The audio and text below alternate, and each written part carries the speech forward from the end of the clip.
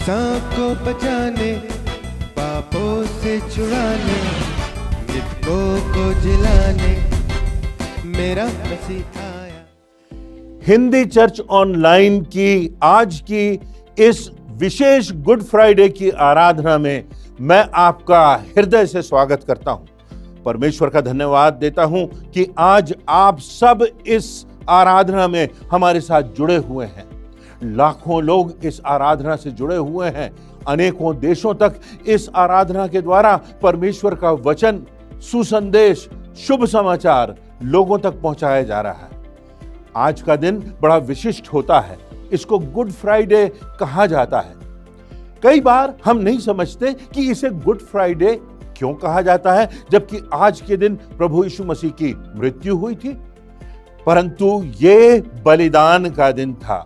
प्रभु यीशु मसीह ने अपना रुधिर बहा करके और अपनी देह को तोड़ करके हमारे पापों की कीमत चुकाई थी।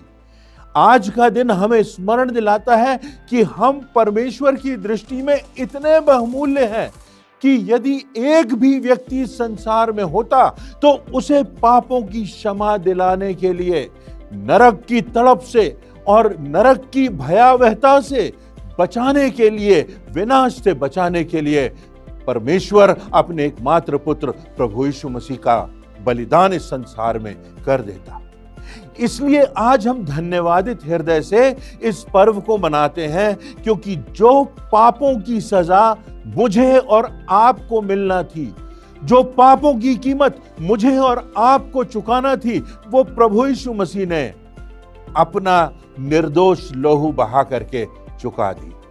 पाप कितना गंभीर है कि उसकी कीमत चुकाने के लिए, हमको उस पाप से मुक्त कराने के लिए प्रभु यीशु मसीह का रुधिर बहाया गया, उसको मृत्यु दंड सहना पड़ा। और इसीलिए हमें आशा है, क्योंकि अब हम पाप से मुक्त हो गए। अब किसी बलिदान की आवश्यकता नहीं है। अब हम यहां पाते हैं कि आज का दिन यदि हम देखते हैं पीछे मुड़ करके, तो हम जानते हैं कि ये एक अच्छा दिन था। इसीलिए इसे शुभ शुक्रवार भी कहा गया है, गुड फ्राइडे कहा गया है, क्योंकि हम जानते हैं कि तीसरे दिन प्रभु यीशु मसीह ने मृत्यु को परास्त करके विजय प्राप्त की मृत्यु के ऊपर, और उसका पुनरुत्थान हुआ। और इसलिए सारी मानव जाति को इस बात की निश्चितता है कि मृत्यु के बाद हम भी अनंत जीवन को प्राप्त कर सकते हैं, हमारी आत्मा का मोक्ष हो सकता है। प्रभु यीशु मसीह को आज के दिन हम स्मरण करते हैं कि क्रूस पर चढ़ा दिया गया। डाकुओं के साथ बीच में प्रभु यीशु मसीह को क्रूस पर लटका दिया गया। और उस पीड़ा में, उस असहनीय शारीरिक, आत्मिक और मानसिक वेदना में जो बातें प्रभु यीशु मसीह ने कही, जो प्रभु यीशु मसीह के मुख से 7 वाणियां मुखरित हुई, उनकी व्याख्या आज की जाएगी हमारे विशिष्ट लोगों के द्वारा।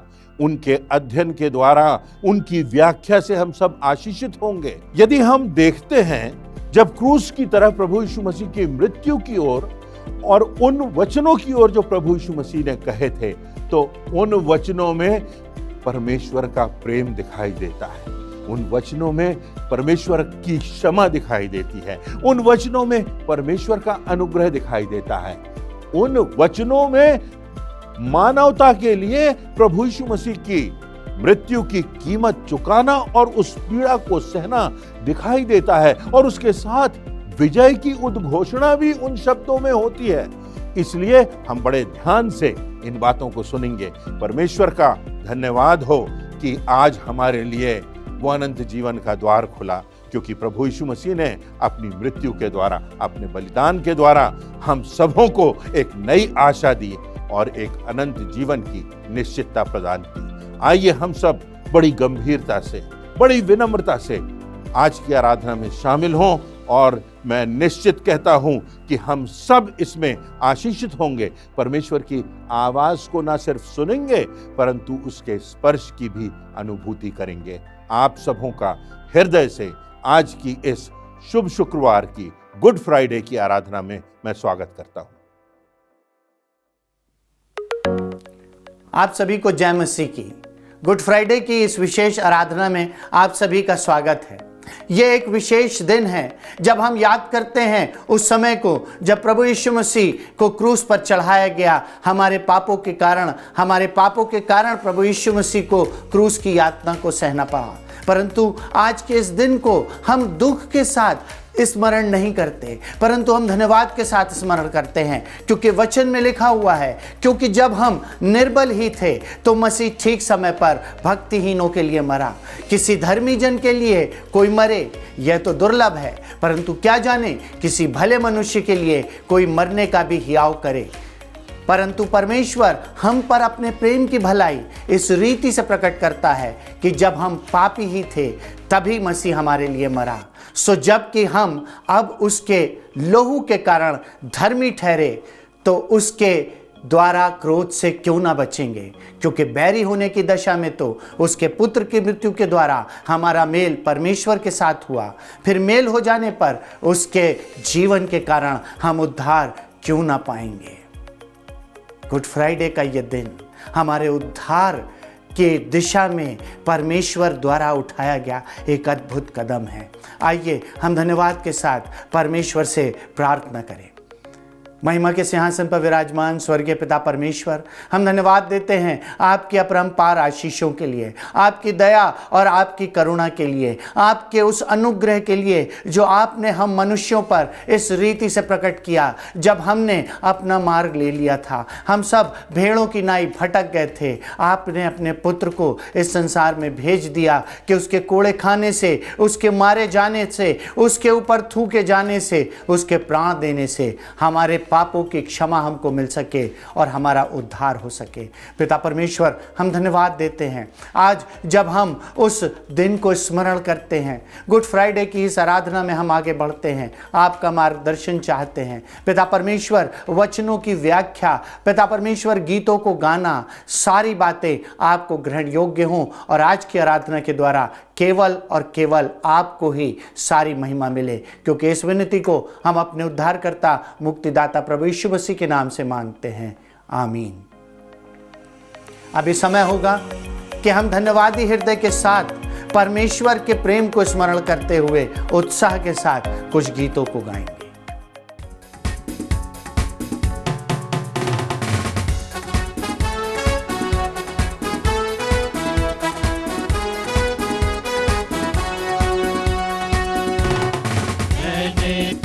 बचाया है,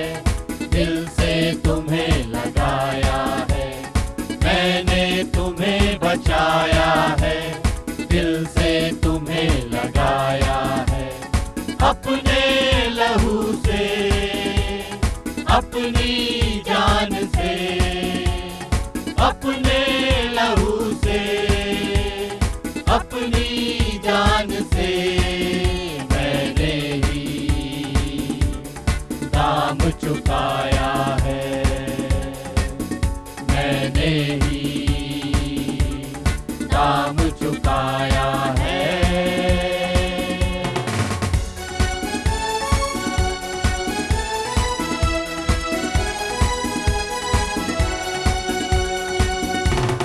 दुनिया के अंधकार बढ़ने लगे, शामों से ढलने लगे, दुनिया के अंधकार बढ़ने लगे, शामों से ढलने लगे। मेरी मशालें जला लो जो तुम, पर्वत पिघलने लगे, मेरी मशालें जला लो जो तुम, पर्वत पिघलने लगे। जाना है तुमको लेके वचन को, जाना है तुमको लेके वचन को, होगा सवेरा नया।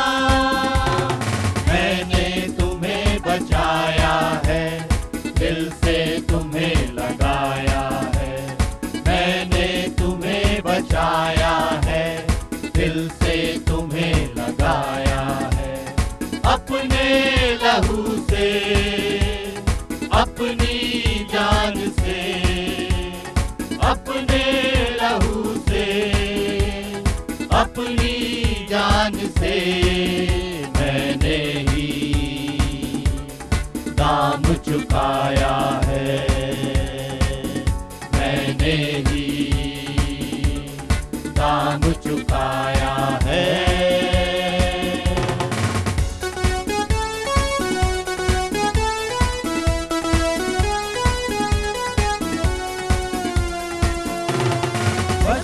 पलों की है ये जिंदगी, तू है यहाँ अजनबी।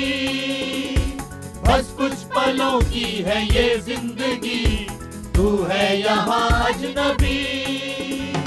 भटके हुओं को दिखा दे अभी राह जो मिटती नहीं। भटके हुओं को दिखा दे अभी राह जो मिटती नहीं। होगी विदाई जब इस जहां से, होगी विदाई जब इस जहां से मंजिल मिलेगी नहीं। मैंने तुम्हें बचाया है, दिल से तुम्हें लगाया है। मैंने तुम्हें बचाया है, दिल से तुम्हें लगाया है।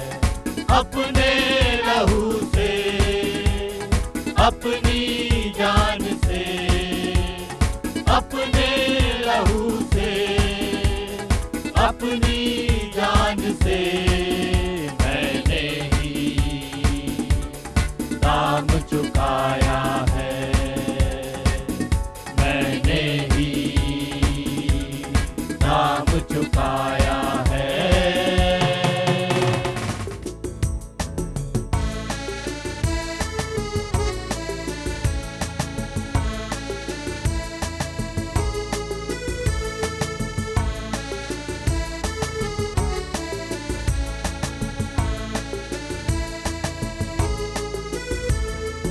यीशु सलीब पर मरा मेरे लिए, मेरे लिए। कैसा महान दुख सहा मेरे लिए, मेरे लिए। नदियाँ वो कैसी खून की, क्रिस्ट के खून से बह गई। नदियाँ वो कैसी खून की, क्रिस्ट के खून से बह गई।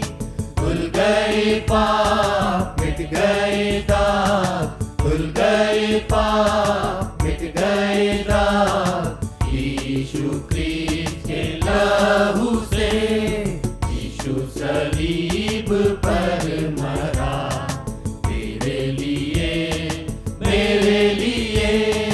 कैसा महान दुख सहा मेरे लिए, मेरे लिए। धो डालो आज पापों को, दिल से मिटा लो दागों को। धो डालो आज पापों को, दिल से मिटा लो दागों को। हो जाओ साफ तन मन से आज, हो जाओ साफ तन मन से आज। यीशु क्रिस्ट के लहू से, यीशु सलीब पर मरा मेरे लिए, मेरे लिए। कैसा महान दुख सहा मेरे लिए, मेरे लिए। क्रूस पर परमेश्वर का मेमना अपने प्राण दे रहा है।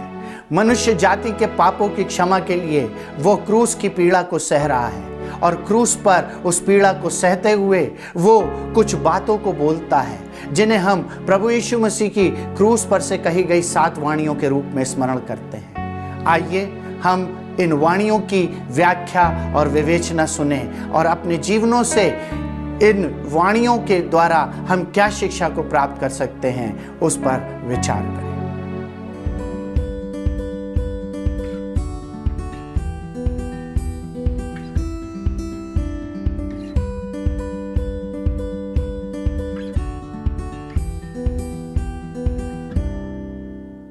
आप सभी को जय मसीह की। पहली वारी से संबंधित बाइबल पाठ मैं पढ़ लूंगी, जो कि पाया जाता है लूका की पुस्तक उसके 23वें अध्याय की 33वीं से 34वीं आयत तक, जहां इस प्रकार लिखा है।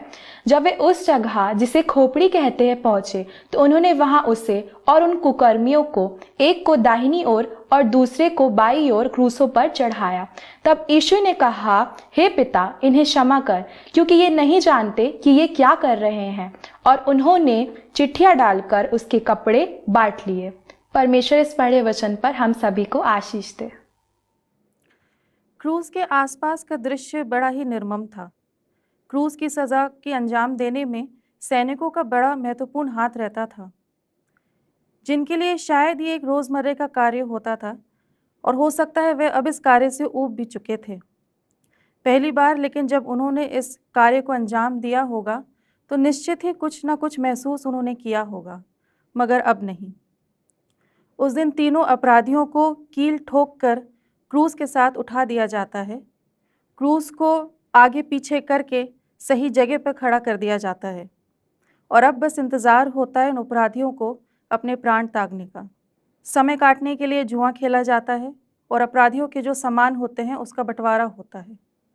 तभी उन ठट्टों के बीच, अपमानों के बीच अपराधी के मुंह से एक अचंभित करने वाली आवाज़ आती है, हे पिता, इन्हें क्षमा कर, क्योंकि ये नहीं जानते कि ये क्या कर रहे हैं। क्षमा, दया, अनुग्रह, विलंब से कोप करने जैसी बातें हमें बहुत अच्छी लगती हैं, क्योंकि ये सब भलाई उत्पन्न करने वाली बातें परमेश्वर की ओर से आती है और we are at the receiving end. हम इन स्वर्गीय आशीषों को प्राप्त करते हैं। लेकिन क्या कभी हमने ये सोचा है कि हमसे या हमारे अंदर से ऐसी कौन सी बातें उत्पन्न होती हैं जो स्वर्गीय सिंहासन के सामने पहुंचती हैं? पौलुस लिखता है, अधर्म, दुष्टता, लोभ, बैर भाव, ईर्ष्या, अनादर या अभिमान। 10 साल शुभ शुक्रवार के दिन पहले से दूसरी से तीसरी वाणी हम सुनते आ रहे हैं। शायद हमने बचपन से ये आराधना अटेंड की हो। अगर कोई हमसे ये प्रश्न कर ले कि प्रभु यीशु मसीह की मृत्यु क्यों हुई, क्यों उसे क्रूस पर चढ़ाया गया, तो शायद बड़ी सहजता से, आसानी से हम इस प्रश्न का उत्तर दे सकते हैं, वचनों के साथ दे सकते हैं कि मेरे लिए, मेरे कल के पाप के लिए, आज के लिए और आने वाले कल के पाप के लिए प्रभु यीशु मसीह ने प्राण को त्याग दिए थे। थियोलॉजी की क्लास जब मैंने अटेंड करी थी तो मेरी मैम ने ये पूछा था कि तुम में से कौन ही बता सकता है कि किस बात से तुम्हें सबसे ज़्यादा भय है, डर लगता है। कुछ ने कहा कि भविष्य से डर लगता है, कुछ ने कहा कि आर्थिक स्थिति से डर लगता है, कुछ ने कहा कि अनिश्चितता से डर लगता है। और एक स्टूडेंट ने मैम से पूछा कि मैम आपको किससे डर लगता है, तो उन्होंने कहा कि I fear of knowing the correct answer and doing nothing about it.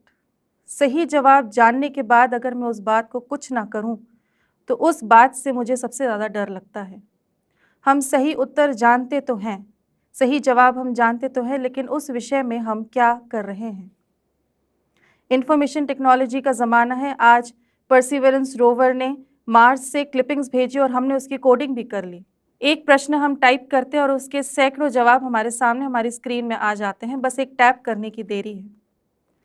इन आवश्यक और अनावश्यक इन्फॉर्मेशन का हम क्या करते हैं? क्या ये श्वेत और श्याम के बीच की जो लकीर है उसको धुंधला कर देती है? सैनिकों को पहली बार जब क्रूस की सज़ा देनी थी, जब वो उस प्रक्रिया में शामिल हुए थे तो उन्हें ज़रूर उस समय कुछ ना कुछ महसूस हुआ होगा, लेकिन अब नहीं। पहली बार जब झूठ बोला था तब दिल की धड़कनें तेज़ हुई थी, हाथ में पसीना आया था, लेकिन अब नहीं। पहली बार कोई कार्य करने के समय ईमानदारी का दामन छोड़ते वक्त पैर कांपे होंगे, पर अब नहीं। अखबार में एक 3 वर्षीय बालिका का अपहरण हो जाता है, बलात्कार हो जाता है, उसे पढ़कर हमारी रूह कांपी होगी, हमारा खून खौला होगा, लेकिन अब नहीं।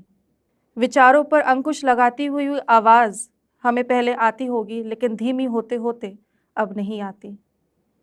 रोमियो 1 उसके 21वें पद में पौलुस लिखता है, इस कारण कि परमेश्वर को जानने पर भी उन्होंने परमेश्वर के योग्य बढ़ाई और धन्यवाद ना किया।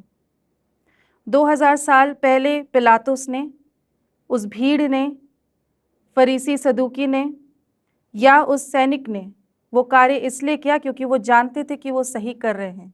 उस हिसाब से किया क्योंकि जिस हिसाब से वो जानते थे वो कार्य करते थे। और उसी अभिमान और उसी अज्ञानता के बीच में परमेश्वर ने अपनी योजना को पूरा किया, अपनी वाचा को पूरा किया। आज हमारे पास नया नियम है, पुनरुत्थित प्रभु यीशु मसीह का नया सुसमाचार है। वो पवित्र आत्मा की संगति और सामर्थ्य है जिसने प्रभु यीशु मसीह को मुर्दों में से जलाया था।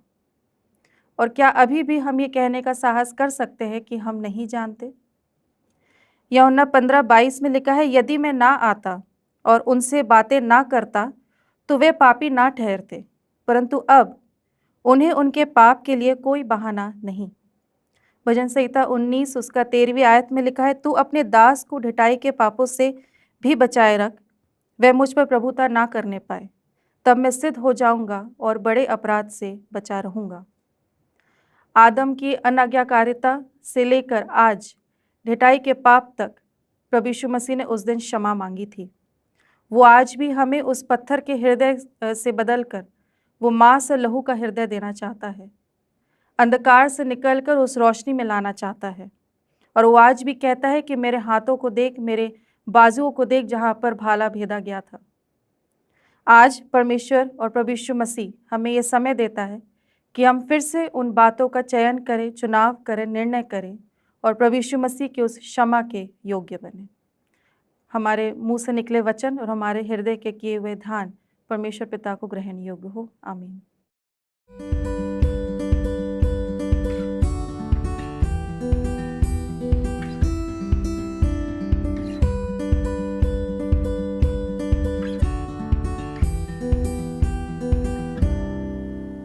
आप सभी को जय मसीह की दूसरी वाणी से संबंधित बाइबल पाठ जो कि पाया जाता है लूका 23:39 से 44, जो इस प्रकार है। जो कुकर्मी लटकाए गए थे उनमें से एक ने उसकी निंदा करके कहा, क्या तू मसीह नहीं तो फिर अपने आप को और हमें बचा। इस पर दूसरे ने उसे डांट कर कहा, क्या तू परमेश्वर से भी नहीं डरता। तू भी तो वही दंड पा रहा है और हम तो न्याय अनुसार दंड पा रहे हैं, क्योंकि हम अपने कामों का ठीक फल पा रहे हैं, पर इसने कोई अनुचित काम नहीं किया। तब उसने कहा, हे यीशु, जब तू अपने राज्य में आए तो मेरी सुधि लेना। उसने उससे कहा, मैं तुझसे सच कहता हूँ कि आज ही तू मेरे साथ स्वर्गलोक में होगा। और लगभग 2 पहर से तीसरे पहर तक सारे देश में अंधारा छाया रहा। इस वचन के पढ़े और सुने जाने में परमेश्वर हम सभी को आशीष दे। प्रभु यीशु मसीह की दूसरी वाणी जो लूका 23:43 में कही गई थी कि मैं तुझसे सच कहता हूँ कि तू आज ही मेरे साथ स्वर्गलोक में होगा। प्रभु यीशु मसीह का एक एक कथन सात्विक सत्य था, परंतु अपने कथन पर निश्चयता की दृढ़ता की मोहर लगाते हुए प्रभु यीशु मसीह ने कहा था, मैं तुझसे सच कहता हूँ कि तू आज ही मेरे साथ स्वर्गलोक में होगा। ये उस डाकू की प्रार्थना का उत्तर था जो यीशु मसीह ने दिया था। उस डाकू के अंदर टूटन थी, मन फिराव था, पश्चाताप था, पापों का अंगीकार था और अपने साथी को घुड़कने की आवाज़ थी जो व्यंग कर रहा था, जो कह रहा था यीशु मसीह का विरोध करते हुए। मैं सोचता हूँ उस डाकू के अंदर ऐसा परिवर्तन कैसे आ गया, जो डाकू अपने आप को बुराई के बदले बुराई, दांत के बदले दांत, मौत के बदले मौत का बदला लेने की प्रवृत्ति रखता था। मैं सोचता हूँ कि वो डाकू जब जेल में था तो जेल का वातावरण मैंने देखा है।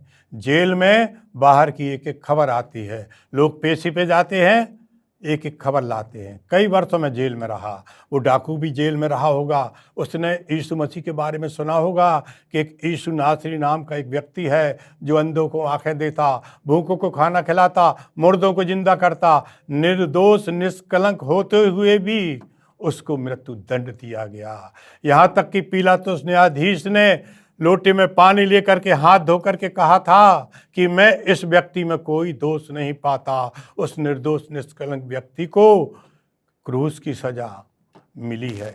वो डाकू बड़ा व्याकुल था उसकी एक एक वाणी को सुनने के लिए। जब प्रभु यीशु मसीह ने पहली वाणी बोली अपने विरोधियों के लिए कि हे पिता, इन्हें क्षमा कर क्योंकि ये नहीं जानते कि क्या करते हैं, तब उस डाकू की अंतर्दृष्टि खुल गई होगी। वो जान गया होगा कि ये कोई साधारण व्यक्ति नहीं है। वो जान गया होगा कि आने वाला मसीहा यही है। उसने समय का सदुपयोग किया। समय थोड़ा था, हाथ और पैर बंधे थे, मुंह खुला था। मुंह से उसने अपने पापों का अंगीकार किया, अपने साथी को घुड़का और कहा, परमेश्वर से डर, हम तो अपने पापों की सजा ठीक पा रहे हैं, नियम के अनुसार ठीक पा रहे हैं, परंतु ये निर्दोष है।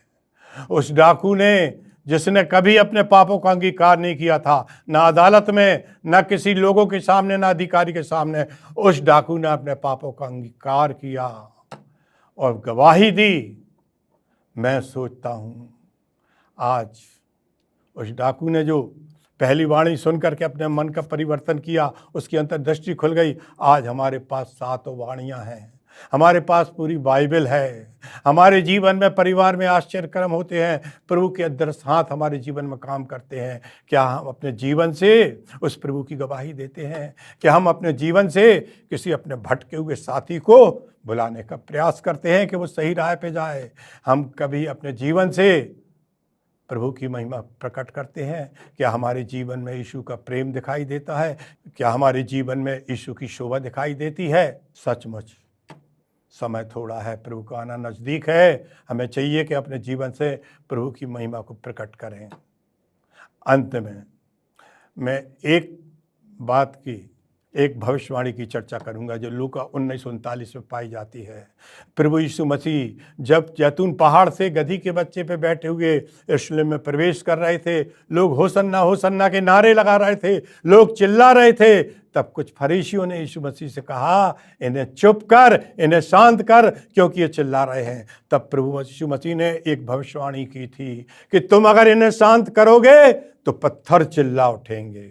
और सचमुच प्रशासन के दबाव में लोगों को चुप करा दिया था। उन लोगों को चुप करा दिया था जिन्होंने आश्चर्य कर्म देखे थे, जिन्होंने प्रभु के साथ रोटी खाई थी। यहाँ तक कि चेले चुप थे, यहाँ तक कि माता मरियम चुप थी। सन्नाटा छाया हुआ था।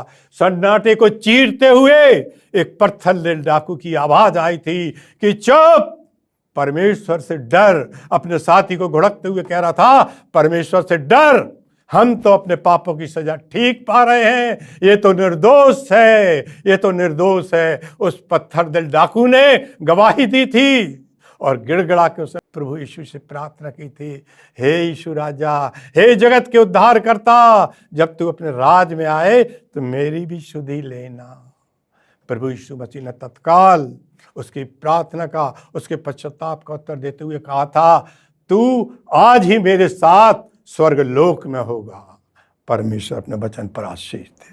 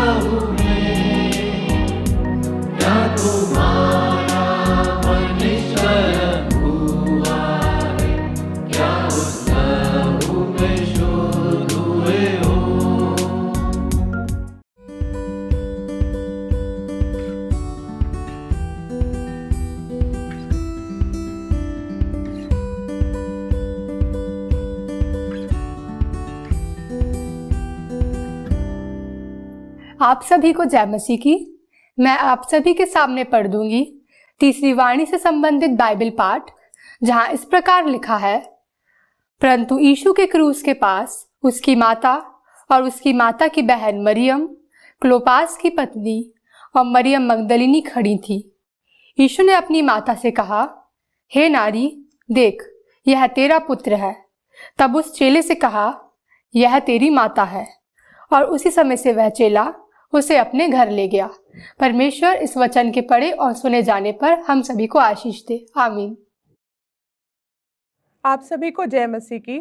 प्रभु यीशु मसीह के द्वारा क्रूस पर से कही गई तीसरी वाणी जो पाई जाती है वचन में, यूहन्ना उसका 19वां अध्याय और उसकी 25 से लेकर 27वीं पद तक, जहाँ पर इस प्रकार से लिखा हुआ है, यीशु ने अपनी माता और इस चेले को जिससे वह प्रेम रखता था पास खड़े देखकर अपनी माता से कहा, हे नारी, देख, ये तेरा पुत्र है। प्रभु यीशु मसीह के क्रूस पर से कहे गए प्रथम तीनों वचन एक दूसरे के साथ बहुत ही मजबूती से जुड़े हुए हैं। पहले वचन में सारा संसार आ जाता है और सारे संसार के लिए क्षमा की प्रार्थना आ जाती है। वहीं दूसरे वचन में प्रायश्चित का पहला फल और प्रायश्चित करने वालों को धन्य धाम का दान। तीसरे वचन में सबसे निकट के व्यक्ति अर्थात प्रिय शिष्य और प्यारी माँ को संबोधित किया गया है, तथा वहीं एक नया संबंध इन दोनों के मध्य अर्थात प्रिय शिष्य और अपनी माता के मध्य में स्थापित किया गया है। यदि देखा जाए तो इन तीनों वचनों में तरस, सामर्थ और प्रबंध का संदेश है। यह संदेश मात्र उस समय के लिए ही नहीं था, अपितु यह संदेश हम सब के लिए आज और सदाकाल के लिए है। यदि पहली वाणी में क्षमा के वचन कहे गए तो ये सदाकाल के लिए थे और आज भी हैं। और यदि दूसरी वाणी में स्वर्गधाम का शुभ संदेश या प्रतिज्ञा थी तो वह प्रतिज्ञा पश्चाताप करके प्रभु के पास आने वाले हर एक पापी के लिए आज भी एक शुभ संदेश के रूप में है। और इस तीसरी वाणी में प्रबंध का संदेश है जो आज भी प्रत्येक दुखी, अकेले, हताश और निराश व्यक्ति के लिए सांत्वना के रूप में आज भी है। हम प्रभु यीशु मसीह के मानवीय तथा ईश्वरीय स्वरूप को देख सकते हैं। उसमें एक साधारण मानव का और एक प्रभावशाली परमेश्वर के पुत्र का अद्भुत सा सामंजस्य दिखाई देता है। एक तरफ चरनी में जन्म लेना उसके एक साधारण मानव का आभास कराता है, तो वहीं दूसरी तरफ स्वर्गदूतों का दर्शन के द्वारा और मंजूषियों का दूर देशों से आना और चरवाहों का एक बालक को सिजदा करना हमें उसकी भव्यता का आभास कराता है तथा उसके परमेश्वर के पुत्र होने का एहसास दिलाता है। और एक ओर हम ध्यान दें तो थककर चूर नाव में सोता हुआ एक साधारण सा मनुष्य दिखाई देता है, और वहीं दूसरे ही पल आंधी और पानी को अपनी डांट के द्वारा थामता है और अपनी प्रभुता तथा अपने अधिकार को प्रदर्शित करता है। और एक ओर पश्चाताप करने वाले डाकू को स्वर्गलोक की प्रतिज्ञा देने वाला प्रभु, तो दूसरी तरफ एक साधारण नारी का पुत्र जो अपने जीवन की अंतिम घड़ी में भी अपनी माता के लिए चिंता करता हुआ दिखाई देता है। इस वाणी से हम बहुत सी बातों को सीख सकते हैं। हम दो बातों को आज देखेंगे। पहली बात, हमें प्रभु के सच्चे प्रेमी बनना है। यदि हम मसीह के सच्चे प्रेमी हैं तो हम प्रभु यीशु मसीह के शिष्य भी हैं, और यदि हम उसके प्रेम की परिभाषा को सीख चुके हैं तो उसके प्रेम का प्रदर्शन हमें अपने जीवन से करना ही होगा। हमें उसके प्रेम की गवाही अपने जीवन से देनी ही होगी और उस प्रेम को व्यवहारिक रूप में हमें लाना ही होगा। जिस प्रकार इस वाणी में मरियम और यूहन्ना का उल्लेख किया गया है कि वे प्रभु को अत्यधिक ही प्रेम करते थे, और इस विकट, अत्यधिक ही कठिन और विपरीत और प्रताड़ना से भरे हुए समय में भी प्रभु यीशु मसीह से अपने प्रेम को प्रदर्शित कर रहे थे। दूसरी बात, हमें अपनों को योग्य स्थान देना है। यह वाणी हमें एक विशेष शिक्षा देती है। अक्सर हम अपने कार्यों में इतने उलझ जाते हैं कि हमारे पास हमारे परिवार के लिए, हमारे मित्रों के लिए, हमारे अपनों के लिए उचित समय नहीं होता है। पर्याप्त हम उन्हें समय नहीं देते हैं और हम उन्हें भुला बैठते हैं, या हम ये समझने लगते हैं कि हमारे पास इन सब बातों के लिए और इन संबंधों के लिए पर्याप्त समय नहीं है। हम लगभग उन्हें भुला बैठते हैं। ये बात उचित है कि हमें परमेश्वर के कार्यों को अपने संपूर्ण अस्तित्व व पूर्ण मन से करना है, परंतु ऐसी स्थिति में भी हमें हमारे परिवार को, हमारे हमसे जुड़े हुए लोगों को उचित और योग्य स्थान देना है। जिस प्रकार वचन में लिखा हुआ है, पहला तीमुथियुस उसका 5वां अध्याय और उसकी 8वीं पद पे इस प्रकार से लिखा हुआ है कि यदि कोई अपनों की और निज करके अपने घराने की चिंता ना करे तो वह विश्वास से मुकर गया और अविश्वासी से भी बुरा बन गया। हमारा परिवार हमारी गवाही है जो हमें परमेश्वर की ओर से मिला है और इसका स्थान हमारे जीवन में विशेष होना ही चाहिए। हम यदि प्रभु के इन तीनों पहले अनमोल वचनों के बारे में विचार करें तो प्रभु यीशु मसीह इस अवस्था में भी सिर्फ दूसरों की सुख सुविधा व उनके आनंद के बारे में ही सोच रहा था। ये वचन इस बात का प्रमाण है कि प्रभु यीशु मसीह का प्रेम हमारे प्रति, संपूर्ण मानव जाति के प्रति कितना निस्वार्थ है। वह सिर्फ अपने दुख में ही उलझा हुआ नहीं था, परंतु दूसरों के दुख के विषय में भी सोच रहा था। ये बात हमें इस बात को सिखाती है कि आज हमें भी अपने व्यवहारिक जीवन में न केवल अपने दुख और अपने दर्दों पर ही ध्यान केंद्रित करना है, परंतु हमारे चारों तरफ ऐसे बहुत से लोग हैं जिनके पास बहुत सा दुख है और जिनकी बहुत सी आवश्यकताएं हैं। तो हमें उन आवश्यकताओं पर भी विचार करना है और हमें प्रभु यीशु मसीह से इस बात की शिक्षा को ग्रहण करना है। हमें इस शिक्षा को अपने जीवन का हिस्सा बना लेना चाहिए। आइए हम स्वाभाविक सांसारिक संबंधों को उचित स्थान और योग्य सम्मान देना सीख लें और उसे अपने व्यवहार में लाएं। आमीन।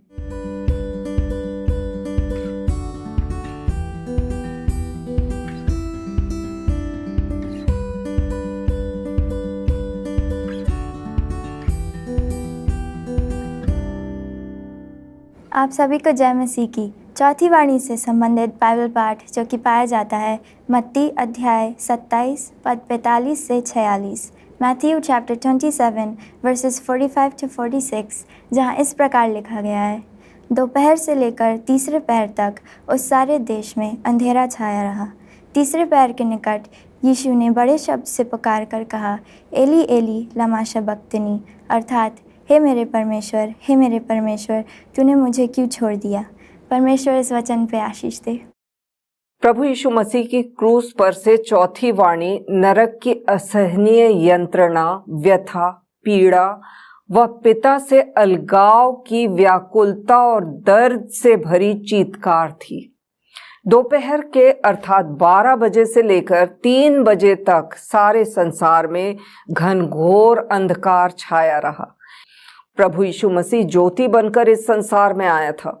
उसमें कुछ भी अंधकार नहीं था, परंतु उस ज्योति को संसार ने अस्वीकार कर दिया था। यह अंधकार लोगों की नासमझी का, उनके अविश्वास का अंधकार भी था। लूका 22:53 के अनुसार परमेश्वर ने शैतान को उसकी पूरी सेना के साथ अपने पुत्र पर प्रहार करने की अनुमति प्रदान की थी।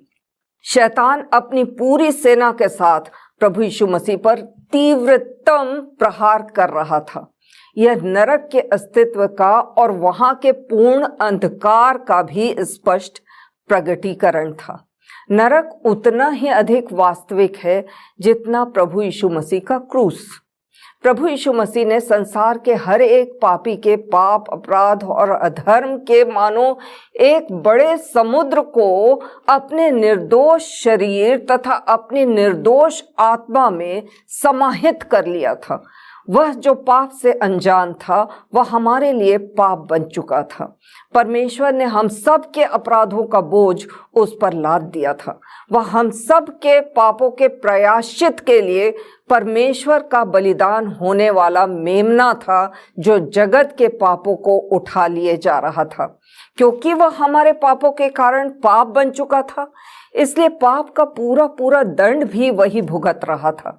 हर एक पापी की सजा क्रूस पर वह स्वयं अकेले झेल रहा था। वह हमारे ही पाप अपराधों के कारण क्रूस पर कुचला जा रहा था, बेधा जा रहा था, मारा जा रहा था, क्योंकि पाप की मजदूरी मृत्यु थी। जो भविष्यवाणी यशाया ने 700 वर्ष पूर्व 53वें अध्याय में की थी, वह भविष्यवाणी अक्षरशः पूरी हो रही थी। और जो भविष्यवाणी दाऊद ने भजन संहिता 22:1 में की थी, वह भी अक्षरशः पूरी हो रही थी, जहां लिखा है, हे मेरे परमेश्वर, तूने मुझे क्यों छोड़ दिया। पहली बार परमेश्वर पिता ने इस पाप बन चुके हुए परमेश्वर पुत्र को वास्तव में छोड़ दिया था, क्योंकि परमेश्वर पवित्र है। पहली बार यह सिद्ध एकता और सहभागिता हमारे पापों के कारण टूट चुकी थी। परमेश्वर पुत्र परमेश्वर पिता की सुरक्षा, सामर्थ व शांति की पहुंच से बाहर हो चुका था। वह बेटा जो अनंत से पिता के साथ था, जो उससे कभी अलग नहीं हुआ था, जो बेटा अपने पिता की इच्छा, योजना व आज्ञा के अनुसार अपना प्राण दे रहा था, संपूर्ण मानव जाति के उद्धार के लिए क्रूस पर बलिदान हो रहा था। वह बेटा पिता के न्याय, क्रोध व दंड से छलकते हुए प्याले को मेरे और आपके लिए बिल्कुल अकेले पी रहा था। महायाजक वर्ष में एक बार महापवित्र स्थान पर प्रायश्चित के निर्दोष मेमने का लहू वेदी पर बलिदान करने के लिए अकेले प्रवेश करते थे। यहाँ प्रभु यीशु मसीह न केवल हमारा महायाजक था, परंतु वही हमारे पापों के प्रायश्चित का बलिदान होने वाला मेमना भी था, जो स्वयं को एक बार में सदा के लिए संपूर्ण मानव जाति के लिए क्रूस की वेदी पर बलिदान कर रहा था। यह कार्य वह बिल्कुल अकेले कर रहा था। ऐसी स्थिति में भी वह पिता पर अपना पूरा विश्वास और आत्मीयता व्यक्त कर रहा था। हे मेरे परमेश्वर कहकर वह मान रहा था कि केवल वही एकमात्र सच्चा और जीवित परमेश्वर है। ऐसे विषमता के कठिनतम समय में परमेश्वर पिता की निष्क्रियता, अनुपस्थिति तथा खामोशी के बावजूद वह एक संपूर्ण मानव रूप में भावनाओं में नहीं बह रहा था। वह अपनी पीड़ाओं को अपने समर्पण एवं विश्वास के ऊपर हावी नहीं होने दे रहा था। कटु अनुभवों के आधार पर वह अपने ईश्वर से अलग नहीं हो रहा था, परंतु उसके ऊपर वह पूरा विश्वास प्रकट कर रहा था कि वह अब भी उसका एकमात्र सच्चा परमेश्वर है। अब भी उसकी इच्छा, उसकी आज्ञा, उसकी योजना उसके लिए सर्वोच्च और सर्वोपरि है। परमेश्वर के हमारे प्रति असीमित प्यार का अद्भुत प्रगटीकरण, उसके प्यार की पराकाष्ठा का अद्भुत प्रदर्शन और साथ ही धर्मी और न्यायी परमेश्वर के पाप के प्रति न्याय, क्रोध और दंड के पराकाष्ठा का एक ही साथ अद्वितीय प्रदर्शन प्रभु यीशु मसीह के क्रूस से अधिक स्पष्ट और कहीं दूसरे स्थान में हमको देखने को नहीं मिलेगा। हम में से बहुत से मसीही अंधकार के क्षणों से गुजरते हुए परमेश्वर के प्रेम पर, परमेश्वर की अच्छाई और भलाई पर, उसके अस्तित्व पर प्रश्न करने लगते हैं। हमको ऐसा लगने लगता है कि परमेश्वर ने हमको छोड़ दिया है, वह हमको भूल गया है, उसने हमको त्याग दिया है। कठिन समय में ऐसे प्रश्न करना मानवीय स्वभाव है। बाइबल के बड़े और महान नायकों ने भी परमेश्वर से ऐसे प्रश्न किए। यहाँ स्वयं प्रभु यीशु मसीह ने भी परमेश्वर से यह प्रश्न किया। ऐसे क्षणों में हमेशा प्रभु यीशु मसीह के क्रूस का ध्यान करें। परमेश्वर का प्रेम भावनाओं और अनुभवों के आधार पर नहीं, किंतु वचन की प्रतिज्ञाओं पर आधारित होता है। वह प्रेम है पर आधारित होता है। देखें कि परमेश्वर का पुत्र हमारे पापों के कारण प्रताड़नाओं की कैसी पराकाष्ठा से होकर गुजरा। हमारा ध्यान उस उद्धारकर्ता की ओर केंद्रित रहे जो हमारे लिए हमारे स्थान पर हमसे कहीं अधिक नरक के अंधकारपूर्ण अनुभव से होकर गुजरा, जिसने स्वयं परमेश्वर से प्रश्न किया, परंतु उस प्रश्न के बावजूद, प्रश्न के साथ ही उस पर अपना पूरा भरोसा, अपना पूरा विश्वास, अपना पूरा समर्पण भी प्रकट किया। वह हमारी ऐसी दुर्बलताओं को समझने और दुर्बलताओं पर जयवंत करने में विश्वास योग्य और धर्मी परमेश्वर है। हम जाने कि प्रभु यीशु मसीह हमारे पापों के कारण त्यागा गया ताकि हम स्वर्गीय पिता के द्वारा अनंत के लिए स्वीकार किए जाएं। उसने स्वयं क्रूस पर हमारे पापों को उठा लिया ताकि हम पापों के लिए मरें और धार्मिकता के लिए जीवन व्यतीत करें। हम स्वर्ग के भागीदार हुए क्योंकि वह हमारे लिए नारकीय प्रताड़ना से होकर गुजरा। क्या हम पिता के ऐसे महान प्यार को महसूस करते हुए प्रभु यीशु मसीह के महान बलिदान को स्वीकार करते हुए अपने पाप, अपराध, बुराई, कुकर्मों का त्याग करेंगे? हम दृढ़ निश्चय करें कि हम अपने स्वार्थों की पूर्ति और सांसारिकता के मोह माया में फंसकर अपने विश्वास, शरीर और आत्मा का सस्ता सौदा और समझौता कभी नहीं करेंगे। उद्धार मनुष्य के लिए उपलब्ध परमेश्वर पिता का सबसे बहुमूल्यतम उपहार है, जिसकी पूरी कीमत प्रभु यीशु मसीह ने क्रूस पर अपने पवित्र लहू से, अपने पवित्र बलिदान से चुकाई है। इसीलिए केवल उसी के द्वारा हमारा उद्धार संभव है। उसका तिरस्कार करके, उसकी उपेक्षा करके, उसका इनकार करके, उस पर अविश्वास करके हम नरक के अनंत विनाश से बच नहीं सकेंगे। जीवित परमेश्वर के हाथों में पड़ना भयंकर बात है। परमेश्वर इन वचनों के द्वारा हमें पाप के परिणाम को समझने और अनंत विनाश से बचने की समझ प्रदान करे।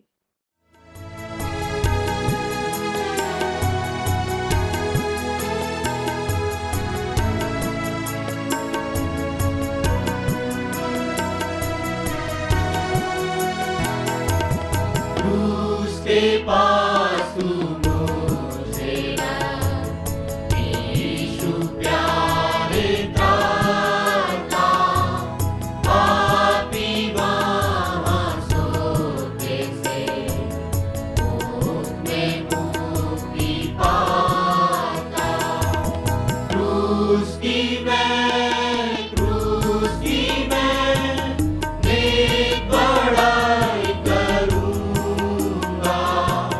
जब तक मैं आनंद को आना पहुँचूँगा।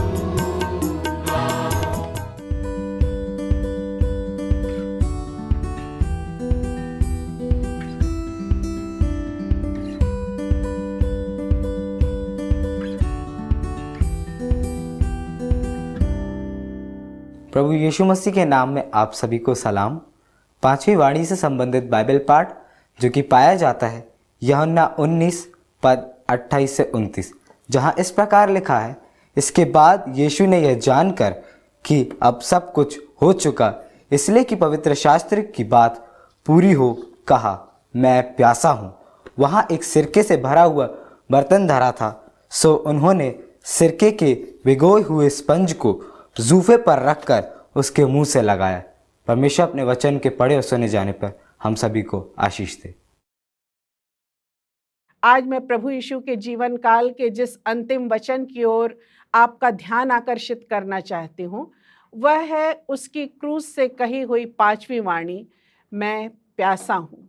हिंदी में ये 3 शब्द हैं, अंग्रेजी में आई थर्स्ट 2 शब्द हैं और यूनानी भाषा में केवल 1 शब्द डिप्सो, जो किसी भी व्यक्ति की तीव्रतम प्यास को प्रदर्शित करता है। प्रभु यीशु ने क्रूस से अब तक जो भी वाणियाँ कही, उसमें सबसे सामान्य रूप से हर इंसान के मुख से ना जाने दिन में कितनी बार यह शब्द निकलता है, मैं प्यासा हूँ या मैं प्यासी हूँ। हम में से हर एक ने इस शारीरिक प्यास को महसूस किया है। यहाँ क्रूस पर वह टंगा है जो संपूर्ण मानव भी है और संपूर्ण ईश्वर भी है। उसे इंसान के समान भूख लगती है, नींद आती है, वह आंसू बहाता है। इसलिए इस प्यास का सामान्य सांसारिक अर्थ तो है, लेकिन एक बहुत गूढ़ आत्मिक और आध्यात्मिक अर्थ भी है।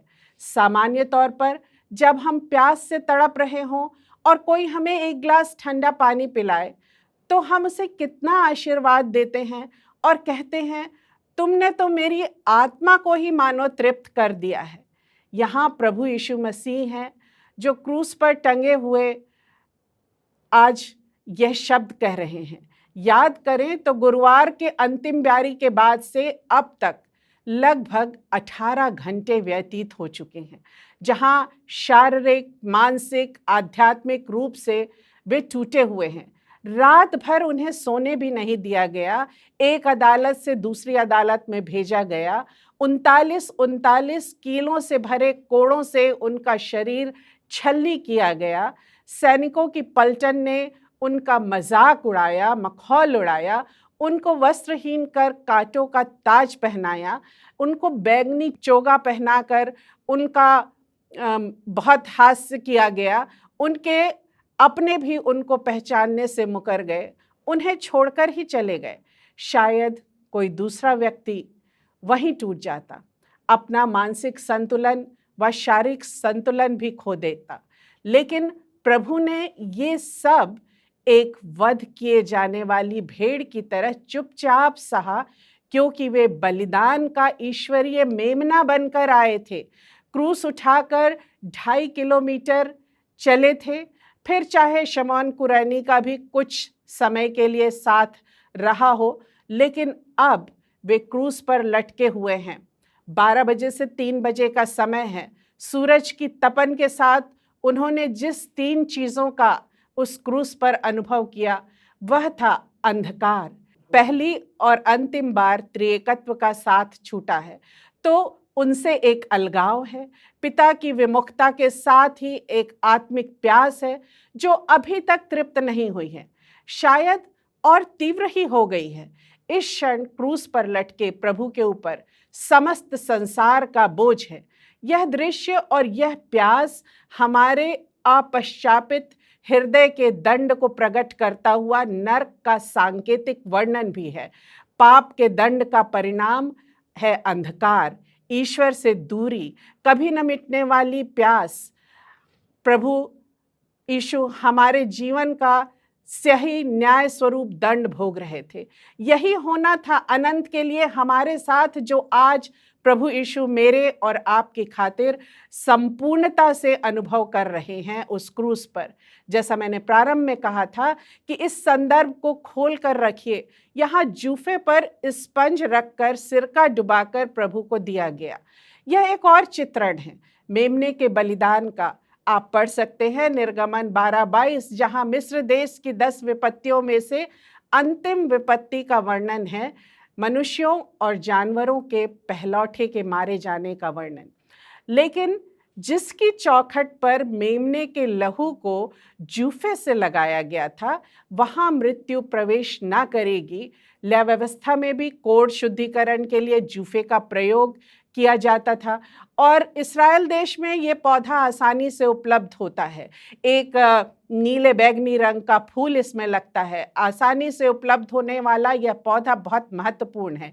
एक और फसह का पर्व मनाया जा रहा था, लोग यरूशलेम में मेमने के बलिदान को याद कर रहे थे, और दूसरी ओर ईश्वर का मेमना हमारे पापों को उठाकर क्रूस पर बलिदान हो रहा था, जिसकी प्यास थी कि हर आत्मा बचा ली जाए।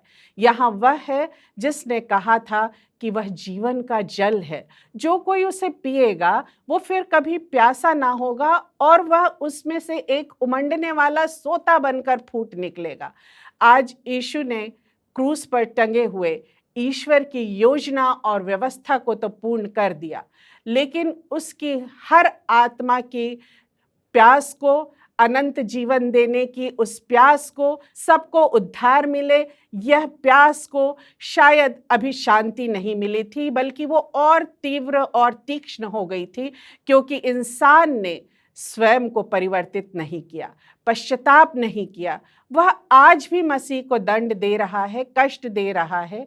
एक ओर चिल्लाता है, हे प्रभु हमें बचा, और दूसरी ओर भीड़ के साथ शामिल होकर कहता है, इसे क्रूस पर चढ़ाओ, इसे क्रूस पर चढ़ाओ। यहाँ यह भी याद रखने की बात है कि जब प्रभु यीशु को शारीरिक पीड़ा कम करने के लिए प्रारंभ में मसाला मिला दाखरस दिया गया, तो उन्होंने उसे पीने से इनकार कर दिया था। फिर यहाँ क्यों वह स्वयं मांग कर रहा है, कह रहा है मैं प्यासा हूँ, डिप्सो आई थर्स्ट, जबकि प्रकाशित वाक्य 22:7 में उसकी अंतिम बुलाहट लोगों के लिए और सारे संसार के लिए है कि जो प्यासा हो वह आए और मुझसे जीवन का जल सेत में ले ले। कुछ विद्वानों का यह मत है कि वह शारीरिक टूटन के बावजूद अपने मानवीय रूप से संपूर्ण ऊर्जा एकत्र कर जो अंतिम 2 वाणियों का जयनाद करने वाला था, उसे वह चाहता था कि हर कोई सुन सके और इसलिए वो प्यासा हुआ। कोई उसकी थकी हारी टूटी वाणी सांसारिक व्यक्ति के रूप में नहीं सुने, लेकिन एक उद्धारकर्ता, मृत्यु का वरण करने वाले अंतिम जयनाद के रूप में जब वो कहे कि पूरा हुआ और इस संसार का कार्य, उसका उद्देश्य, उसकी आत्मा का पुनः पिता से मिलन, तब वह कह सके कि हे पिता, मैं अपनी आत्मा तेरे हाथों में सौंपता हूँ। प्रभु यीशु ने व्यवस्था की सारी बातें पूर्ण की और आज भी वे भजन संहिता 69 अध्याय के 19 और 21 पद को इस क्रूस पर जी रहे थे, जहाँ लिखा है, मेरी नाम धराई और लज्जा और अनादर को तू जानता है, मेरे सब द्रोही तेरे सामने हैं। मेरा हृदय नाम धराई के कारण फट गया और मैं बहुत उदास हूँ। मैंने किसी तरस खाने वाले की आशा तो की, परंतु किसी को ना पाया, और शांति देने वालों को ढूंढता तो रहा, परंतु कोई ना मिला। लोगों ने तो मेरे खाने के लिए इंद्रायण दिया और मेरी प्यास बुझाने के लिए मुझे सिरका पिलाया। प्रभु यीशु ने संपूर्ण होशोवास में सब जानते समझते हुए क्रूस पर से ये अंतिम वाणियां कही, जो हमें उनके जीवन के उद्देश्य की और हमारे जीवन के उद्देश्य की याद दिलाते हैं। याद रहे कि वे हमारे उद्धारकर्ता बनकर इस संसार में आए थे। ईश्वर को हमारी आत्मा की प्यास है। क्या हमें उसकी प्यास है? धन्य है वे जो धर्म के भूखे और प्यासे हैं, क्योंकि वे तृप्त किए जाएंगे। काश प्रभु की यह प्यास जो हमारे लिए है व्यर्थ ना जाए। प्रभु ने अपने प्राण दिए क्योंकि कोई उसे उससे ले नहीं सकता था। यह करके उसने एक नई वाचा स्थापित की। इंसान ने स्वर्ग जैसी जगह अदन की वाटिका में एक वृक्ष का फल खाकर पाप किया था। आज एक वृक्ष की बनी काठी के क्रूस पर टंगा यीशु सारे संसार के पापों को उठा ले जाने की प्यास लिए है। परमेश्वर ने आदम को नींद में डालकर उसकी पसली से हवा का निर्माण किया था। परमेश्वर ने प्रभु यीशु को मृत्यु की नींद में डालकर पुनरुत्थित होने पर उसकी दुल्हन यानी कलीसिया, हम विश्वासियों की मंडली की स्थापना की।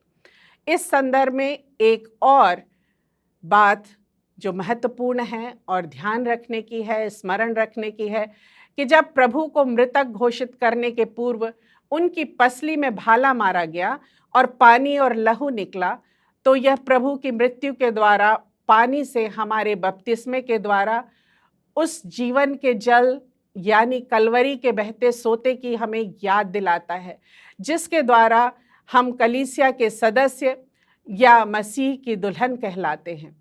उसकी प्यास ही हमारी अनंत आस है।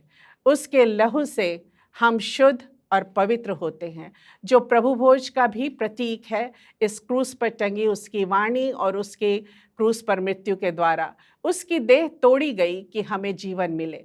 चलिए आज हम प्रण करें कि प्रभु की इस प्यास को हम अपने जीवन से तृप्त करेंगे, हम उस पर विश्वास करेंगे, हम उसके द्वारा दिए अनमोल उपहार अनंत जीवन को व्यर्थ नहीं जाने देंगे।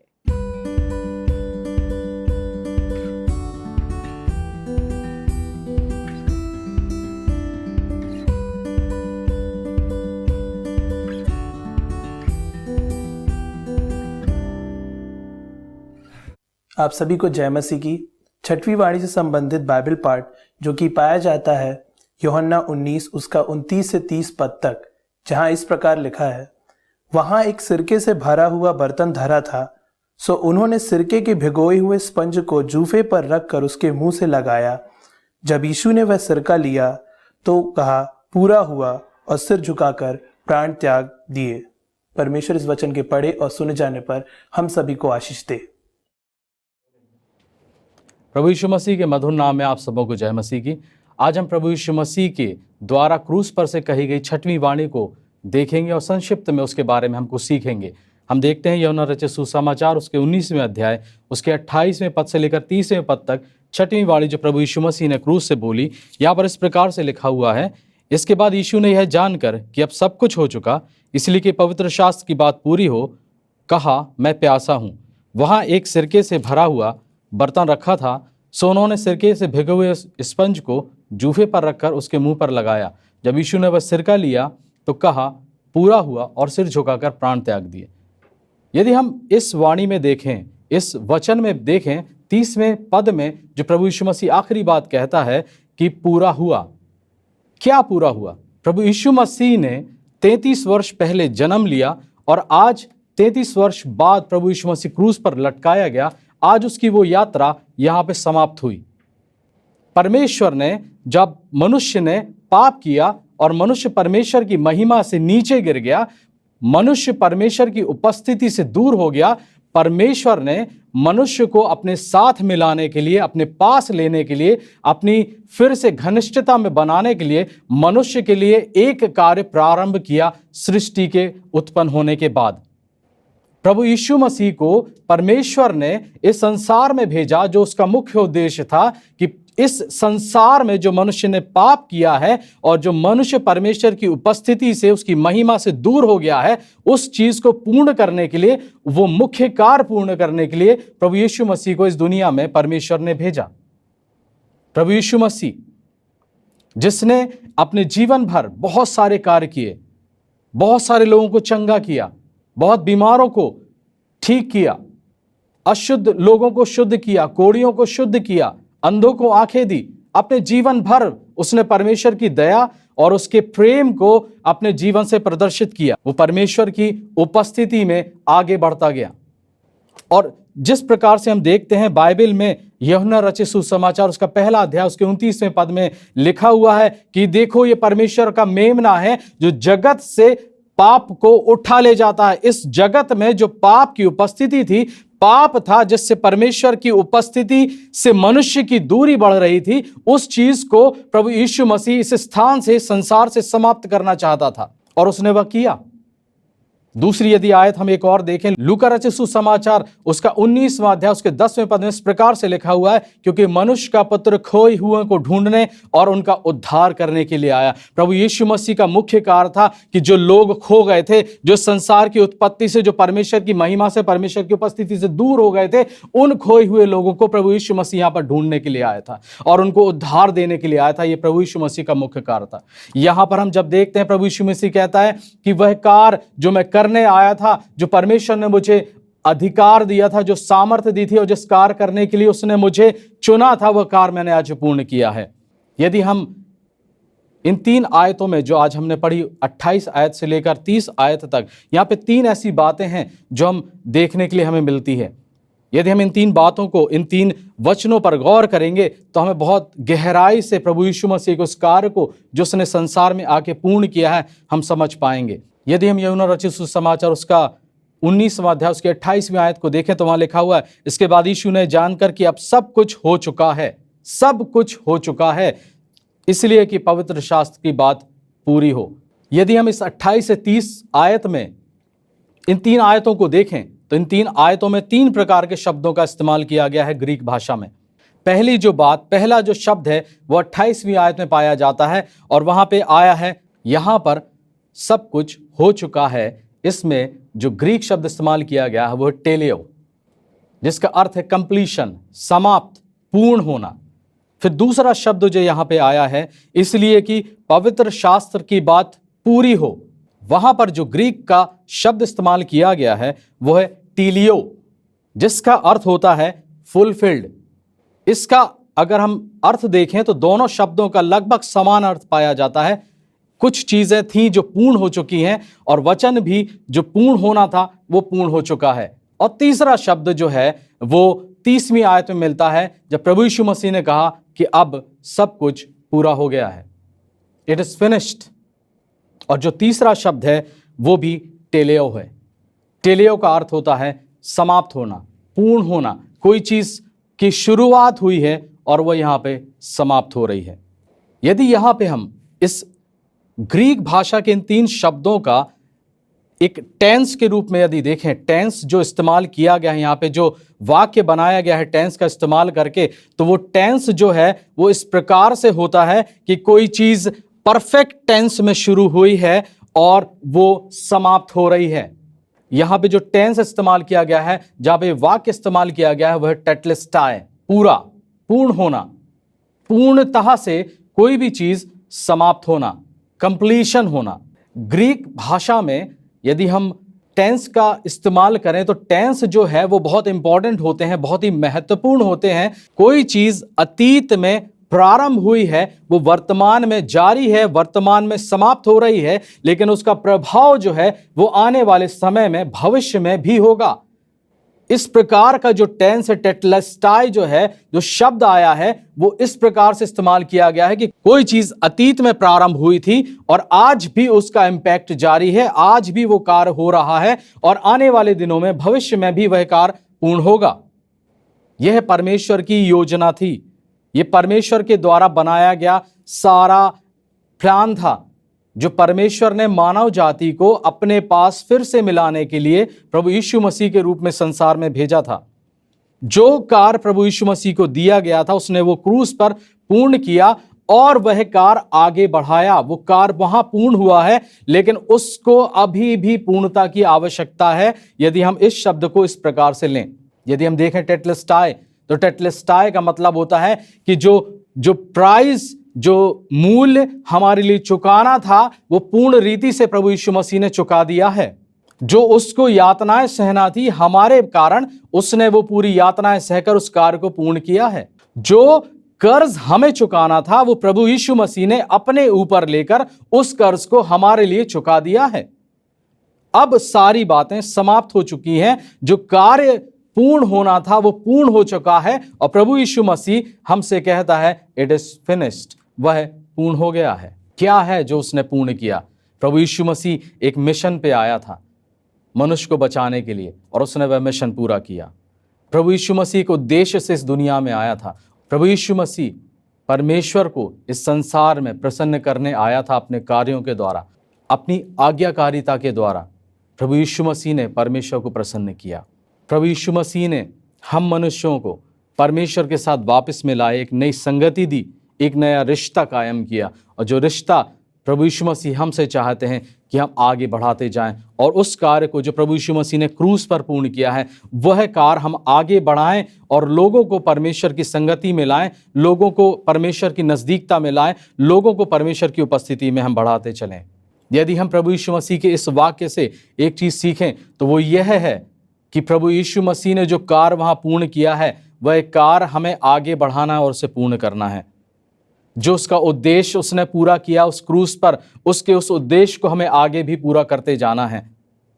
उसने जो क्रूस पर होकर अपनी मौत को सहा, परमेश्वर की आज्ञा को माना और उस आज्ञाकारिता को हमें प्रदर्शित किया है, वही आज्ञाकारिता हमें आगे बढ़ाना हो। परमेश्वर के साथ हमें अपने संबंधों को सुधारते जाना है। हो सकता है कि हमने अपने जीवन में कई मार्गों को लिया हो, कई जगह हम गए हों, कई रास्तों का चुनाव हमने किया हो। परमेश्वर हमसे ये कहता है कि जो रास्ता मैंने तुम्हारे लिए ठहराया है, तुम उस रास्ते पर वापस लौट के आ जाओ। तुम अपने मार्गों को मत चुनो। हमने हो सकता है अपने मार्गों को चुनकर अपने जीवन में समय व्यतीत किया हो, समय बर्बाद किया हो, लेकिन हमारे हाथ में कुछ भी हासिल नहीं हुआ हो।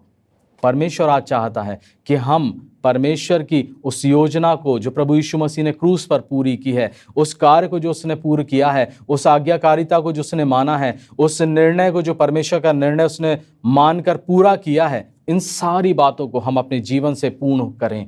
प्रभु यीशु मसीह यही हमसे आज चाहता है कि जो उसने कार्य समाप्त किया है, उस कार्य को उस टेंस के हिसाब से, टेटलेस्टाई के हिसाब से जो शब्द आया है, वह कार्य अतीत में तो पूरा हुआ है, वर्तमान में हमें उसे जारी रखना है और भविष्य तक उसे हमें अनंत तक लेकर जाना है। यही परमेश्वर चाहता है कि हम अपने जीवनों से करें।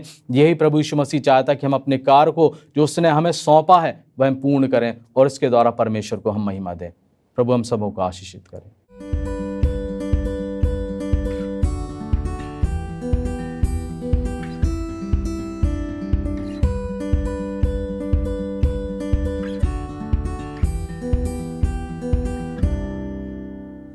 आप सबको जय मसीह की।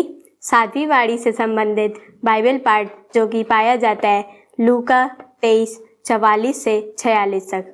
लगभग दोपहर से तीसरे पहर तक सारे देश में अंधियारा छाया रहा और सूर्य का उजाला जाता रहा और मंदिर का पर्दा बीच से फट गया।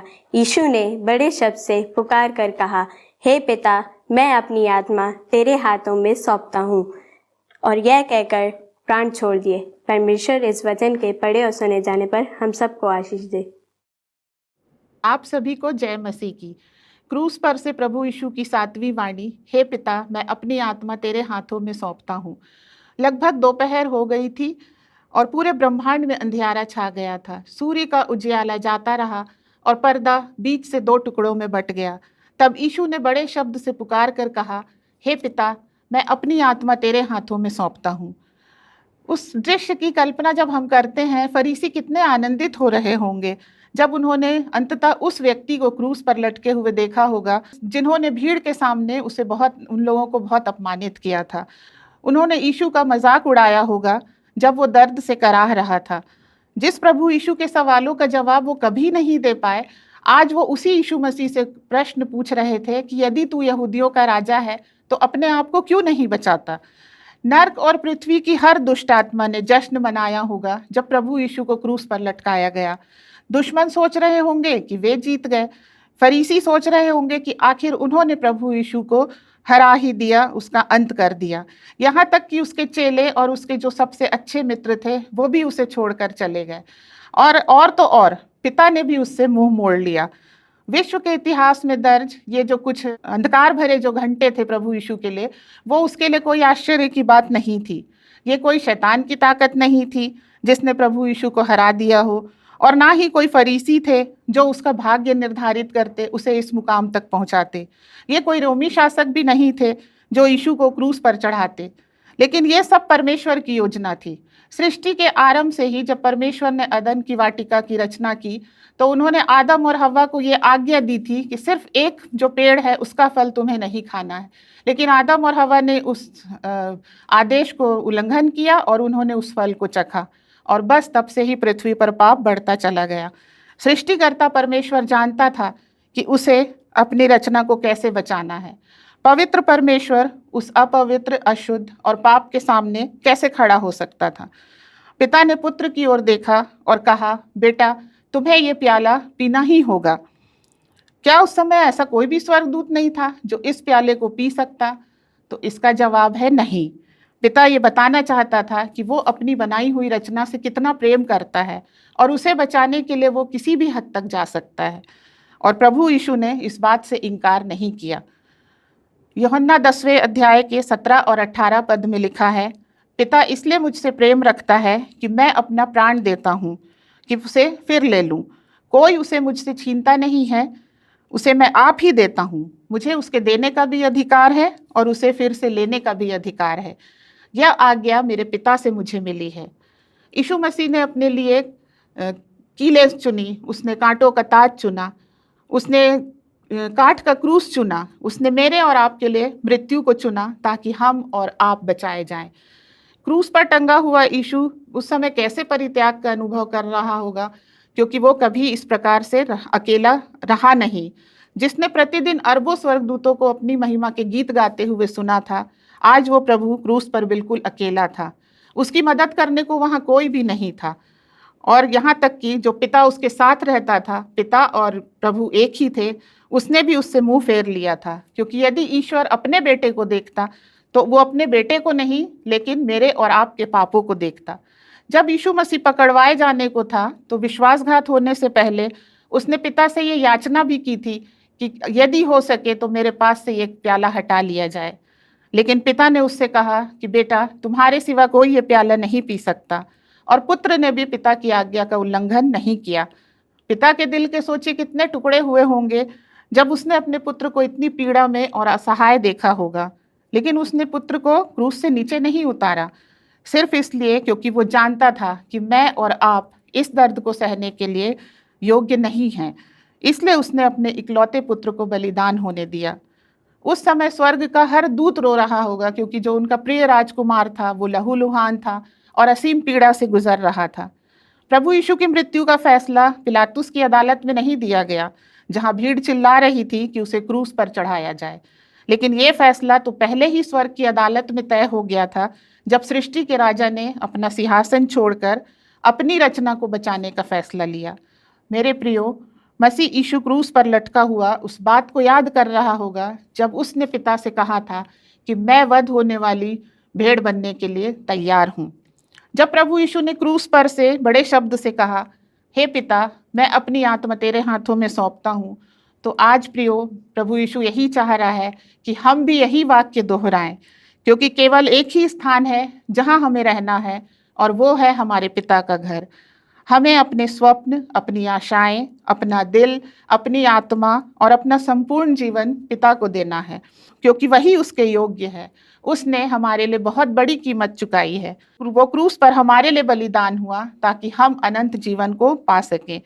उसने अपनी ज़िंदगी कुर्बान की ताकि हमारी ज़िंदगी बच सके। अब हम इस बोझ के साथ क्या करेंगे? प्रभु यीशु ने अपनी आत्मा पिता के हाथों में सौंपी है, और हमें भी अभी अपना संपूर्ण जीवन पिता को सौंपना है।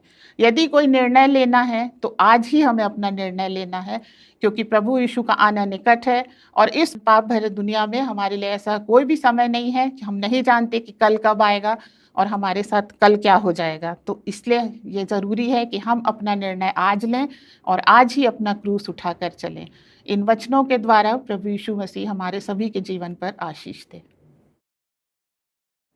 इसके पहले आपने जितनी भी वाणियों को सुना है, हम चंद लम्हों में उसके सार को समझने की कोशिश करेंगे और ये जानने की भी कोशिश करेंगे कि जो यीशु मसीह ने सलीब से कहा वो मेरी और आपकी ज़िंदगी से कितना संबंध रखता है।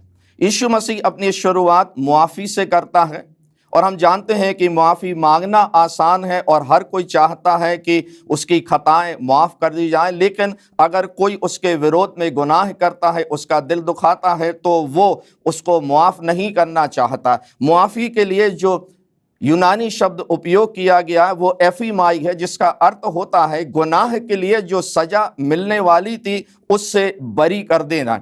यीशु मसीह ने जब लोगों से कहा कि ऐ खुदा इन्हें मुआफ़ कर, क्योंकि ये नहीं जानते हैं क्या करते हैं, इसका मतलब ये है कि उसने जो गुनाहों की सज़ा उनको मिलने वाली थी उससे उसने उनको बरी कर दिया है। यीशु मसीह ने तो अपने खतावारों को मुआफ़ कर दिया, लेकिन आज मुझको और आपको सोचना है कि क्या मैंने और आपने अपने गुनहगारों को मुआफ़ किया है। यीशु के दोनों तरफ दो अपराधी भी सलीब पर चढ़े हुए थे। एक ने अपने गुनाह को मान लिया और उससे कहा, जब तू अपनी बादशाहत में आए तो मुझे याद फरमाना। यीशु ने बड़े दावे के साथ उससे कहा, तू आज ही मेरे साथ फिरदौस में होगा, स्वर्ग में होगा। अजीसो, स्वर्ग में ले जाने का अधिकार केवल यीशु मसीह के पास में है। जिंदगी के आखिरी लम्हे तक, आखिरी श्वास तक और दिल की आखिरी धड़कन तक मेरे और आपके पास में ये मौका रहता है कि हम खुदा के पास में जाएं, अपने गुनाहों को कबूल कर लें और हम कहें कि मैं चाहता हूं कि जब तू अपनी बादशाहत में आए तो मुझे याद फरमाना। और अगर यीशु मसीह एक गुनहगार को जो सलीब पर चढ़ा है, अगर उसको अपने साथ स्वर्ग में ले जाता है, तात्पर्य ये है, स्वर्ग में रहने का तात्पर्य है परमेश्वर के साथ अनंत संगति, निरंतर संगति, अंतरंग संगति में है। तो यीशु मसीह मुझको और आपको अंतरंग संगति में ले जाना चाहता है, वो मुझको और आपको अपनी रिफाकत में रखना चाहता है। इसके बाद यीशु मसीह का ध्यान अपनी माँ की तरफ गया है, जो बहुत ही दुखी थी, परेशान थी। वो केवल उसकी जिस्मानी माँ थी, लेकिन सलीब पर चढ़े होने के बाद भी यीशु मसीह दुखों में है, दर्द सह रहा है, मौत के बड़े नज़दीक है, लेकिन अब भी वो अपनी माँ के बारे में सोच रहा है। आज दुनिया में ऐसे कई फर्जंद, कई ऐसे बेटे और बेटियां हैं जो अच्छी हालत में हैं, लेकिन अपने माँ बाप के बारे में नहीं सोचते हैं। यीशु मसीह यहाँ मुझको और आपको ये सिखाना चाहता है, हमें अपने फ़र्ज को पूरा करना है। यीशु मसीह ने अपनी माँ के लिए एक बेटे का इंतज़ाम किया, और जब उसने यूहन्ना से कहा, देख ये तेरी माँ है, तो कलाम में लिखा है यूहन्ना तुरंत अब मरियम को अपने घर लेकर गया है। अजीसो, अगर मैं और आप अपने माँ बाप के फर्ज को पूरा नहीं कर सकते हैं तो रूहानी फर्जों को कैसे पूरा करेंगे। इसके बाद कहीं जाकर यीशु मसीह का ध्यान अपनी तरफ गया और उसने कहा, हे मेरे परमेश्वर, तूने मुझे क्यों छोड़ दिया। दूसरा कुरिन्थियों 5:21 में पौलुस कहता है, जो गुनाह से अनजान था उसको हमारे लिए गुनाह बनाया गया है। यीशु मसीह ने मेरी और आपकी जगह ले ली है। वो गुनाह अपने ऊपर लाद कर नहीं रखा, लेकिन पौलुस कहता उसको गुनाह बना दिया गया और इसलिए थोड़ी देर के लिए खुदा ने उसे छोड़ दिया है। भजन 22:1 में दाऊद यही कहता है कि हे मेरे परमेश्वर, तूने मुझे क्यों छोड़ दिया। परमेश्वर के छोड़ने से जो जगह खाली होती है उसको कोई भर नहीं सकता है, उसका कोई पर्याय नहीं है। मुझको और आपको ये पता होना चाहिए कि खुदा मेरी जिंदगी में नहीं है तो एक खालीपन है, और यीशु मसीह उस खालीपन को महसूस कर रहा है और समझ रहा है कि खुदा मुझसे अलग हो गया है। यीशु मसीह दर्द सह रहा था। अगर वो कहता है कि मैं प्यासा हूं तो इसका मतलब है वो 100% इंसान था। कई लोग ये कहते हैं कि वो तो खुदा था और उसको दर्द नहीं होता होगा, उसको तकलीफ नहीं होती होगी, या उसको प्यास कैसे लग रही है। लेकिन यीशु मसीह का पानी मांगना इस बात को साबित करता है कि वो एक इंसान था, उसके अंदर भावनाएं थी, संवेदनाएं थी, उसकी जिस्म की जरूरत है, और उससे भी कहीं ज्यादा यीशु मसीह मेरी और आपकी आत्माओं को चाहता है। उसके अंदर एक ऐसी प्यास है जिसे मैं और आप बुझा सकते हैं अपनी आत्माओं को यीशु मसीह को देकर। पूरा हुआ एक बहुत बड़ा दावा है। यीशु मसीह ने हर चीज का जायजा कर लिया, हर चीज को उसने देख लिया है। यीशु मसीह दुनिया में आने के मकसद को जानता था। वो जानता था कि उसे दुनिया में क्यों भेजा गया है, और ये एक जंग थी जो शैतान के साथ में चल रही थी। अदन की वाटिका में जहां आदम और हव्वा को शैतान ने बहकाया और जिनको हुकूमत करने का हक दिया गया था वो शैतान के गुलाम हो गए हैं, और यीशु मसीह यहाँ पर आया है शैतान की बादशाहत को खत्म करने के लिए। दरअसल हिंदी का जो अनुवाद है वो पूरी तरह से वो यूनानी शब्द के नजदीक नहीं है। जो यूनानी शब्द है टेलियो, उसका अर्थ है खत्म हुआ, फिनिश्ड। यीशु मसीह निराशा हताशा में नहीं कह रहा कि ये सब खत्म हो गया, लेकिन वो बड़े उत्साह के साथ, विश्वास के साथ ये कह रहा है खत्म हो गया। मेरा काम जिसके लिए मुझे भेजा गया था वो काम खत्म हो गया है। यीशु मसीह ने कहा मेरा भोजन यही है कि मैं अपने पिता के काम को पूरा करूं। सो यीशु मसीह ने आकर नजात का काम पूरा कर दिया। उसने शैतान की बादशाहत को खत्म कर दिया है। उसने मौत के उस डंक को तोड़ दिया और मौत की बादशाहत को उसने खत्म किया है। मैं और आप यीशु मसीह से इस बात को सीखें कि हमें काम करना है, हमें अच्छा काम करना है, हमें पूरा काम करना, और पूरा काम करने के बाद जो दिल और दिमाग को तसल्ली होती है, जो जहन को तसल्ली होती है, वो बहुत बड़ी होती है। और यीशु मसीह जो है वो इस बात को अपने अंदर महसूस कर रहा है। गो कि वो सलीब पर चढ़ा है, दर्द से भरा हुआ है, मौत बड़ी नजदीक है, लेकिन वो अपने आप में खुश है कि उसने काम को पूरा कर दिया है। आखिरी बात जो यीशु मसीह कहता वो आज मेरे और आपके लिए बहुत जरूरी है। ऐ पिता, मैं अपनी आत्मा तेरे हाथों में सौंपता हूं। यही बात दाऊद ने भी कही थी। ये बात हर इस्राएली महिला अपने बच्चों को सिखाती थी, जो भजन संहिता 31:5 में लिखा है, मैं अपनी आत्मा तेरे हाथों में सौंप देता हूं। हर इस्राएली माँ अपने बच्चों को ये सिखाती थी, अंधेरा होने से पहले अपनी आत्मा को परमेश्वर के हाथों में सौंप दो। मैं अजीजों, मेरे और आपके पास जो सबसे महंगी चीज है या सबसे बेशकीमत चीज है वो है मेरी और आपकी आत्मा। आपके हाथ में है। आप अपनी आत्मा को खो दें या आप अपनी आत्मा को परमेश्वर के हाथों में रख दें। यीशु मसीह जानता था वो बिल्कुल मरने के करीब है। जो सबसे बेशकीमत है वो अपनी आत्मा उसने अपने पिता के हाथ में सौंप दी। क्या आपने अपनी आत्मा परमेश्वर के हाथ में सौंप दी है? और आप निश्चिंत हो जाइए, जो कुछ भी पिता के हाथ में है उसको उसके हाथ से कोई नहीं छीन सकता है। शैतान सिर्फ आपकी आत्मा को नाश करना चाहता, लेकिन यीशु मसीह की तरह आज आपको यह कहना, मैं अपनी रूह आपके हाथों में समर्पित कर देता हूं और आप विश्वास रखें आपकी आत्मा परमेश्वर के हाथों में सुरक्षित है।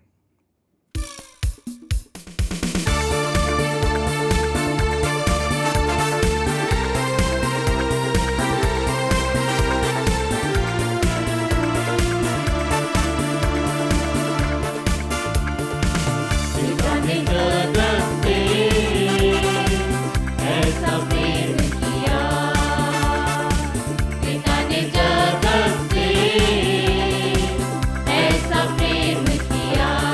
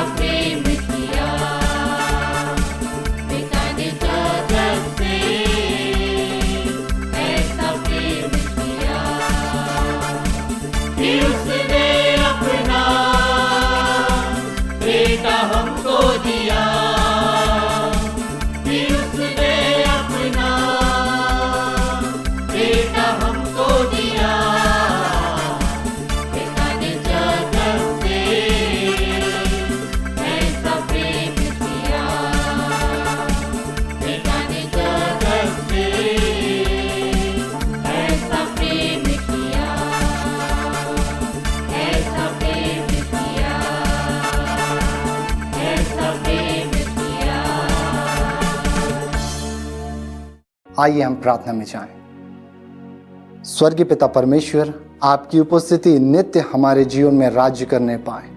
प्रभु जी, हमारी सहायता करें। जैसे आपके आराधना में हम सम्मिलित हुए हैं प्रभु, ये महज एक रीति विधि या परंपरा ना बन सके। जैसे हमने आपके दास और दासियों के माध्यम से आपके 7 वाणियों को सुना है प्रभु, जिन्होंने बड़ी सुंदरता के साथ, सरलता के साथ इन 7 वाणियों की व्याख्या की है प्रभु। हम में से हर एक को ऐसी ज्ञान, बुद्धि, समझ की आत्मा से आप परिपूर्ण करें कि हम अपने जीवनों का आत्म मूल्यांकन कर सकें। पिता परमेश्वर, हमारी सहायता करें, अपने बचे हुए जीवनों को आपकी महिमा के लिए जी सके और हमारे जीवन से आपके पवित्र नाम को सारा आदर मिल सके। एक बार फिर से इस आराधना के सुंदर अनुभव के लिए हम आपको हृदय से धन्यवाद देते हैं और प्रार्थना उद्धारकर्ता प्रभु यीशु मसीह के नाम से मांगते हैं, आमीन। आइए हम परमेश्वर की आशीष प्राप्त करें। अब हमारे पिता परमेश्वर का प्रेम, प्रभु क्रिस्ट का अनुग्रह और पवित्र आत्मा की शांति और सहभागिता हमारे साथ और प्रत्येक विश्वासी के साथ अब से लेकर अंत तक होती रहे, आमीन।